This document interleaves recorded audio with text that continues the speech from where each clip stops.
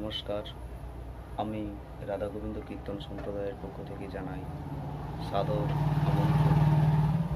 তবে আমি জানি না আমি কেমন করে আপনাদের মনের মতো বা আপনাদের ভালোবাসা দিয়ে কেমন করে আশীর্বাদ অর্জন করা যায় তা আমি কিছুই জানি না।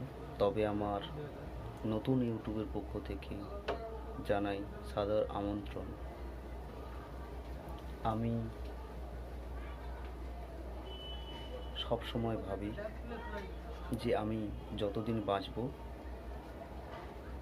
সব সময় যেন ভগবানের নাম গুণগান করে কাটাতে চাই, এবং আমার যদি কোনো ভক্ত বা ভক্তিমতী বাবা ও মায়েরা যদি আমার লীলা কীর্তন আস্বাদন করে থাকেন, সবাইয়ের চরণে আমি মিনতি করে জানাই আপনাদের যদি লীলা কীর্তনটি ভালো লেগে থাকে তবে আপনারা আমায় আশীর্বাদ করবেন।